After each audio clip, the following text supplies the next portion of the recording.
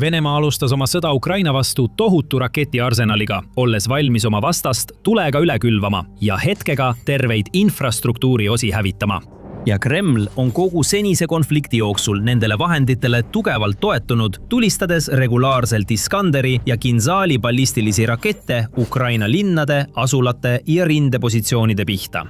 Ukraina geniaalne strateegia on ellu viidud, halvates Kremli raketivarud ja jättes Venemaale vähem võimalusi neid üldse välja lasta. Kõik algas sellest, kui Kiievi komandörid mõistsid, et neil on Vene raketiohuga tegelemiseks 2 võimalust. Nad võisid kas loota oma õhutõrjesüsteemidele, nii kodumaistele kui ka liitlasriikidelt imporditutele, et hävitada Vene raketid teel sihtmärkide poole.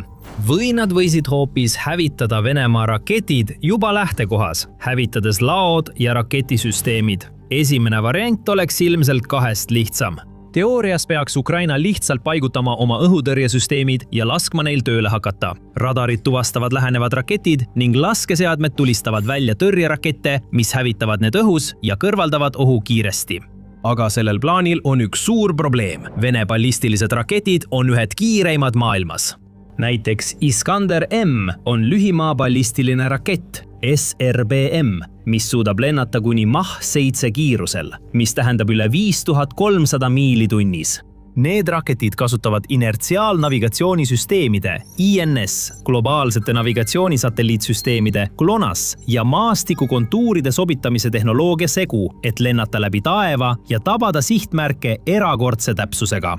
Ja on olnud lugematul hulgal kinnitatud juhtumeid Iskanderi rünnakutest Ukraina territooriumil juba sõja algusest peale, kui Venemaa tulistas üle piiri ja Ukrainasse mitu Iskanderi raketti oma esialgse rünnaku käigus. Sellest ajast peale on Iskandereid kasutatud Ukraina õhutõrjesüsteemide, helikopterite ja hävituslennukite hävitamiseks, samuti tõsise kahju tekitamiseks nii sõjalisele kui ka tsiviilinfrastruktuurile. Tõepoolest, kuigi Venemaa ametlikke avaldusi ja statistikat tuleks alati võtta suure reservatsiooniga, Riigi Kaitseministeerium väitis 2025 aasta alguses, et ainuüksi Iskander MS-iga on hävitatud üle 1400 kõrge väärtusega sihtmärgi. Kinjal on veelgi kiirem, õhust lastav ballistiline rakett, mille lennuulatus on kuni 2000 kilomeetrit ehk 1242 miili. Väidetavalt suudab Kinjal saavutada tippkiiruseks Mach 10 üle 7600 miili tunnis, mis asetab selle praegu kasutusel olevate ballistiliste rakettide seas 10 kiireima hulka. Nagu Iskander on ka Kinjal Ukrainas laastavat mõju avaldanud. On olnud teateid, et need raketid on hävitanud erinevaid sihtmärke, sealhulgas relvalaod, kütusehoidlad, droonitehased ja olulise taristu. Kuna need raketid on nii kiired ja arenenud, ei suuda enamik Ukraina õhutõrjesüsteeme neid usaldusväärselt ja järjepidevalt tõrjuda. Selle asemel peab ta lootma USA Patriot-süsteemile, et oleks üldse mingigi võimalus Kinzalide ja Iskanderite sarnaseid rakette enne sihtmärkideni jõudmist peatada. Kahjuks ei ole Ukrainal piisavalt neid süsteeme, et katta kogu riiki. Veelgi suurem probleem on PAK-3 rakettide puudus, mida Patriot kasutab. Neid rakette napib mitte ainult Ukrainas, vaid kogu maailmas, kuna igal aastal toodetakse neid vaid umbes 600 kuni 700 tükki. Ja Ukraina ei ole ainus riik, kes neid soovib. Paljud teised riigid on esitanud oma tellimused PAK-3 rakettide jaoks ning igaüks neist maksab üle $3 miljoni, mis teeb Kiievil eriti keeruliseks saada piisavalt palju tõrjerakette, et vastu pidada Venemaa intensiivsetele õhurünnakutele. 2026 aasta märtsis avaldatud raportis selgus, et Ukraina on kogu sõja jooksul saanud vaid umbes 600 sellist raketti. Seda kinnitas Dmitro Litvin, üks Ukraina presidendi Volodõmõr Zelenski lähedasi nõunikke. Sellest lihtsalt ei piisa. Ideaalmaailmas vajaks Ukraina igal aastal mitusada PAK-3 raketti, et suuta alla lasta enamik, kui mitte kõik, Venemaa ballistilised raketid.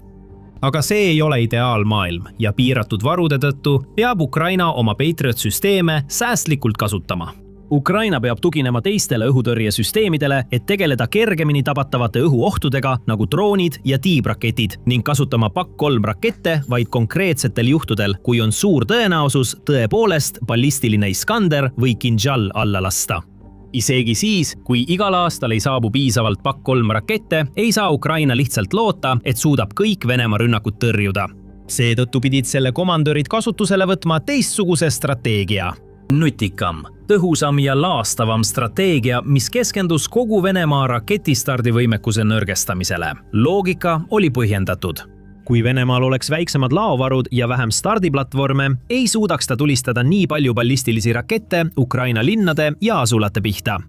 Vähem rakette õhus tähendab, et Venemaa üldine õhust lähtuv oht väheneb ning Ukrainal tuleb taluda vähem kahjusid ja inimohvreid.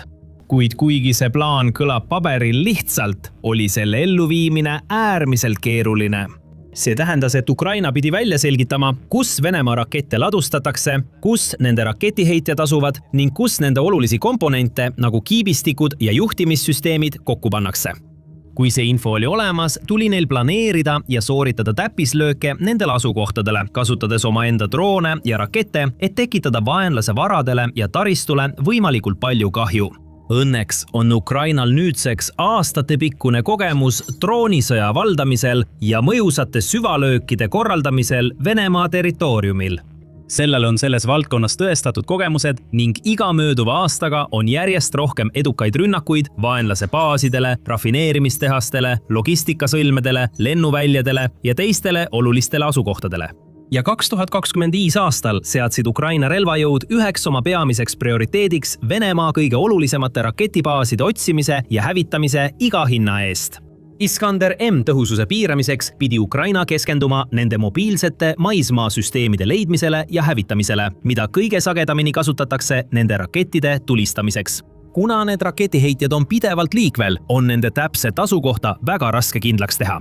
Venemaa paigutab neid regulaarselt ümber, viies süsteemi ühte kohta, tulistades mõned raketid, siis pakib kõik kokku ja liigub mujale, enne kui vaenlasel on võimalus reageerida.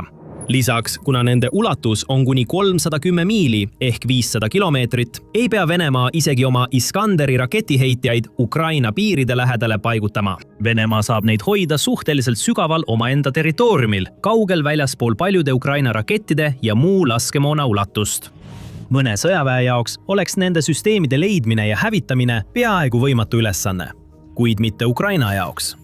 Kannatlikult jälgisid ja ootasid Ukraina meeskonnad, teades, et lõpuks teeb Venemaa vea ja kui see juhtub, on Ukraina valmis ründama. 2025 aasta juunis saabus see hetk. Ukraina relvajõudude kindralstaap teatas edukast löögist mitmele Iskanderi heiteseadmele Venemaa Brjanski piirkonnas. Ukraina jälgimismeeskonnad suutsid need süsteemid märgata mitte kaugel Klinsi linnast. Arvatakse, et neid valmistati ette rünnakuks Ukraina linnale, tõenäoliselt pealinnale Kiievile, kuna need paiknesid üsna veigi piiri lähedal. Tegutseedes kiiresti ja otsustavalt viisid nii Ukraina relvajõudude kui ka julgeolekuteenistuse üksused läbi täpse raketirünnaku heiteseadmete patareidele. Operatsiooni käigus hukkus 8 Vene sõjaväelast ja veel 5 said vigastada. Kuid mis kõige tähtsam, väidetavalt hävitati 1 3 heiteseadmest ja 2 ülejäänud said tõsiselt kahjustada, mis oli Kremlile suur löök ründevõimekusele. See tähendas ka seda, et ükskõik millist rünnakut venelased olid ette valmistanud, see nurjati täielikult ning on võimatu öelda, kui palju elusid sel päeval tänu Ukraina kiirele ja tõhusale reageerimisele päästeti. Tasub märkida ka seda, et iga Iskanderi heiteseade kannab tavaliselt 2 raketti, millest igaühe väärtus ületab $3 miljonit. Seega, kui üks neist süsteemidest hävitatakse või isegi kahjustatakse, ole see vaenlasele mitte ainult logistiline, vaid ka rahaline löök. Ja Venemaa oli sel ajal juba löödud, sest vaid mõned päevad varem oli üks teine suure tähelepanuga rünnak hävitanud nende Kinjali kandeplatvormid. Aga enne kui me sellele lähemalt pilgu heidame, on veelgi rohkem selliseid sündmusi. Kui pead The Military Show väärtuslikuks, siis ära unusta tellida. Kui Iskander M raketid lastakse välja maapealsetelt heiteseadmetelt, siis Kinjalid toimivad hoopis teistmoodi. Need kuuluvad õhust lastavate ballistiliste rakettide kategooriasse, mis tähendab, et need tuleb välja lasta lennukitelt, sealhulgas MiG-31 hävitajatelt ja 2 Tu-22M kauppommitajalt. Ukraina luureoperatsioonid avastasid, et suur hulk Tu-22M lennukeid oli hoiustatud mitmel lennuväljal üle kogu Venemaa, kusjuures mõned neist asusid mitusada või isegi 1000 miile Ukraina piirist eemal. Kui Ukraina suudaks kuidagi neid pommitajaid kahjustada, rivist välja lüüa või isegi hävitada, piiraks see oluliselt vaenlase võimet nähtavas tulevikus Kinjal-rakette välja lasta. Sellise keeruka operatsiooni läbiviimine oleks äärmiselt raske, nõudes kuid, kui mitte aastaid planeerimist ja tähelepanu kõige pisematele detailidele. Üks ainus viga võiks rikkuda isegi kõige hoolikamalt ettevalmistatud plaani ning Ukraina teadis, et tõenäoliselt avaneb neil vaid üks võimalus selle rünnaku õnnestumiseks. Nii tegidki Ukraina luuremeeskonnad ja komandörid seda, mida nad on kogu selle sõja vältel teinud. Nad ei kiirustanud ega sattunud paanikasse. Nad ootasid õiget hetke, töötades välja strateegia, mis annaks neile parima võimaluse edu saavutada. See nõudis üle aasta ettevalmistusi. Aga 1. juunil 2025 kasus ootamine end ära. Ukraina viis läbi nüüdseks ikoonilise rünnakuoperatsiooni Ämbliku võrk. See peitis 10 droone tsiviilveokitesse, mis seejärel võtsid strateegilised positsioonid sisse Venemaa lennuväljade lähedal üle kogu selle tohutu riigi. Kui aeg oli õige, lasti drooniparved valla, sihtides 5 erinevat lennuvälja samaaegselt. Sellist rünnakut polnud kunagi varem olnud ja isegi maailma parimatel armeedel oleks olnud raske sellist plaani kokku panna ja ellu viia. Kuid ometi suutis Ukraina selle ära teha, hävitades selle käigus 7–11 Venemaa Tu-95 MS ja Tu-22 M3 pommitajat. Mitmed teised lennukid said samuti kahjustada. Paljud neist olid parandamatud ning mõned hinnangud viitavad, et umbes 1/3 Kremli pommituslennukipargist hävitati sel päeval. See oli ilmselt suurim hoop, mida Venemaa oli kogu sõja jooksul seni saanud, kuid Ukraina ei kavatsenud sellega piirduda. Niipea kui operatsioon Ämbliku võrk oli lõppenud, olid Ukraina agendid juba järgmise sihtmärgi jahil, otsustanud Venemaa raketirünnakute võimekuse lõplikult hävitada. 2026 aasta märtsis lõid nad uuesti. Seekord ei keskendunud nad Venemaa raketivarudele ega stardiplatvormidele, vaid hoopis ühele kriitilisele taristule, täpsemalt Kremnilli tehasele Brjanski piirkonnas. Esmapilgul ei pruugi see mikroelektroonika tehas tunduda eriti oluline. Kuid just siin tootis Venemaa osa oma ulatusliku raketirelvastuse kõige olulisemaid komponente, kiipe ja mikroprotsessoreid, mis annavad jõu näiteks Iskanderi ballistilistele rakettidele, samuti Pantsiri, Topolmi ja Pulava raketisüsteemidele ning mõnedele Venemaa parimatele õhutõrjekompleksidele nagu S-300 ja S-400. Tehas, mis avati esmakordselt 1958 aastal, oli seotud ka ühe Venemaa uusima tiibraketi Azdelia 30 tootmisega.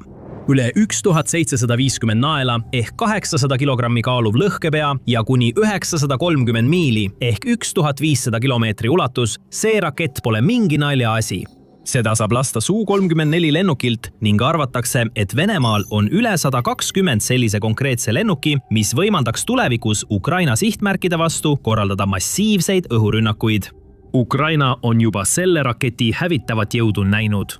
Arvatakse, et 2026 aasta märtsi alguses hävitas üks või mitu neist rakettidest elumaja Harkivi piirkonnas, kus plahvatuses hukkus 10 inimest ja üle tosina sai vigastada. On täiesti võimalik, et mõned selle raketi sees leiduvatest põhikomponentidest, nagu ka lugematutes teistes rakettides, pärinesid Kremli tehasest, mis on suuruselt teine mikroelektroonika tootja kogu Venemaal. Seetõttu hävitas Ukraina selle. 10. märtsil viisid riigi relvajõud läbi täppisraketirünnaku Storm Shadow rakettidega, mis olid saadetud Kiievisse Prantsusmaalt ja Ühendkuningriigist, et tekitada tehasele võimalikult palju kahju. Kinnitati, et 7 raketti tabasid tehast. Selle keskhoone hävitati täielikult ja raketikomponentide tootmine peatati täielikult. See on nii oluline, sest ilma nende kiipide ja teiste elementideta ei suuda Venemaa toota rohkem Iskandam ja Izdelia 30 tüüpi rakette sellistes kogustes, mis oleksid vajalikud Ukraina kaitse ülekoormamiseks. Lisaks arvatakse, et vähemalt osa seadmetest, mida tehases kasutati, pärines algselt sellistest riikidest nagu Ameerika Ühendriigid ja Jaapan. Osa sellest varustusest oli aastakümneid vana ning kuna nii USA kui ka Jaapan ei soovi praegu Venemaaga äri teha, seisab Kreml silmitsi võimatu ülesandega, kui ta tahab seda varustust asendada ja tehase taas tööle panna. Teised kohad, mis võiksid aidata, nagu Taiwan, mis on üks maailma liidreid mikroelektroonikatööstuses, ei ole samuti huvitatud Venemaa abistamisest, jättes Moskva kasvavate probleemide kuhja ette ilma nähtavate lahendusteta. Selle tulemusena võib Venemaal võtta aastaid, et see tehas uuesti üles ehitada ja taastada selle algne tootmisvõimsus. Senikaua võib Venemaa olla sunnitud kasutama drastilisemaid ja meeleheitlikumaid meetmeid, näiteks salakaubana kiipide sissetoomist välismaalt, et oma raketiprogrammi töös hoida. Isegi siis on Venemaal raske toota Iskanderi taolisi rakette samas koguses nagu varem. Ja see on hea uudis Ukrainale, kellel peaks seetõttu olema veelgi lihtsam oma järgmisi samme planeerida, mis võivad hõlmata täiendavaid rünnakuid teistele tootmistehastele, laskeseadmetele või laskemoonaladudele üle kogu Venemaa piirkondade. Kiievi väed on tõestanud igasuguse kahtluseta, et nad suudavad tabada Venemaad igal ajal ja igal pool. Ja samal ajal, kui Venemaa ründevõimekus nõrgeneb, muutub Ukraina oma ainult tugevamaks. Kui sõda algas, ei olnud see riik sugugi tuntud kui suur sõjaline jõud. Sellel polnud suurt kodumaist kaitsetööstust ega mingit mainet maailma juhtivate relvade ja kaitsesüsteemide loomisel. Aga aja jooksul on see tohutult muutunud. Ukrainas on loodud sadu kodumaiseid kaitsetööstusettevõtteid, kus edumeelsed arendajate, disainerite ja inseneride meeskonnad panevad kokku mõningaid 21. sajandi kõige põnevamaid sõjalisi uuendusi. Firepoint on üks neist ettevõtetest. Sõja alguses asutatud Firepoint tootis esialgu kaug- ja keskmaa ründedroone, millest said ühed enim kasutatud mehitamata õhusõidukid Ukraina sõjaväes, osaledes enam kui 50% riigi ründeoperatsioonidest. Seejärel läks Firepoint veelgi kaugemale, arendades välja Flamingo, kaugmaa tiibraketi, mis kannab 2500 naela ehk 1150 kilogrammi suurust laengut. Kiirustel kuni 560 miili tunnis ehk 900 kilomeetrit tunnis. Võimeline läbima umbes 1850 miili ehk 3000 kilomeetri pikkuseid vahemaid on Flamingo kiiresti saanud üheks parimaks relvaks, mis Ukrainal kasutada on. Satelliitjuhtimist kasutades siib see oma sihtmärke ning madala lennukõrgusega lennutrajektoore kasutades väldib avastamist ja tõrjet, kui see sihtkohale läheneb. 2026 aastal on kinnitatud mitmeid teateid Flamingo raketirünnakutest Vene sõjaväerajatiste vastu, mis asuvad rindest kaugel. Sihtmärkide hulka kuuluvad Vodkinski masinatehas Udmurtias, kus koostatakse ballistilisi rakette, Kaputsiiniari raketikatsepolügoon Astrahani oblastis, Grau laskemoonaladu Volgogradi oblastis ning Föderaalse julgeolekuteenistuse FSB rajatis okupeeritud Krimmis. Kuna Flamingo on osutunud tõhusaks ning teised raketid nagu Neptun ja Pikamaa Neptun tugevdavad samuti Ukraina arsenaali, suudavad Kiievi väed aeglaselt, kuid kindlalt viia Venemaaga raketivõimekuse osas jõudude vahekorda tasakaalu. Ja sellega asi ei piirdu. Firepoint töötab juba usinalt täiesti uue keskmaa ballistilise raketi kallal, mille koodnimi on praegu FP7 ja mis võib lähikuudel sillutada teed veelgi laastavamatele rünnakutele vaenlase sihtmärkide pihta. Ja see on vaid üks ettevõte. Üle kogu Ukraina töötavad ka teised kaitsetööstusettevõtted väsimatult uute droonide, kaitsesüsteemide, raketiplatvormide ja teiste sõjaliste uuenduste kallal, et anda oma riigile parim võimalus mitte ainult vastu pidada, vaid võib-olla isegi see sõda võita. Samal ajal otsivad riigi relvajõud pidevalt uusi sihtmärke ja planeerivad oma järgmisi samme. Kui Ukraina suudab jätkuvalt saada võimsamaid rakette ja samal ajal nõrgestada Venemaa võimet lasta välja selliseid rakette nagu Kinjalid ja Iskanderid, nihkub jõudude tasakaal veelgi rohkem nende kasuks. Ja kogu see lugu on veel üks näide sellest, kuidas Ukraina nutikas strateegiline lähenemine sellele sõjale on järjepidevalt võimaldanud riigil teha võimalikuks pealtnäha võimatu ja saavutada palju enamat, kui oodati. Nüüd saate selles videos teada veel ühest sellisest näitest, mis uurib, kuidas Ukraina süvalöögid võisid just katkestada viimase ja kõige olulisema eluliini, mis hoiab Kremlit sõjamasinat töös.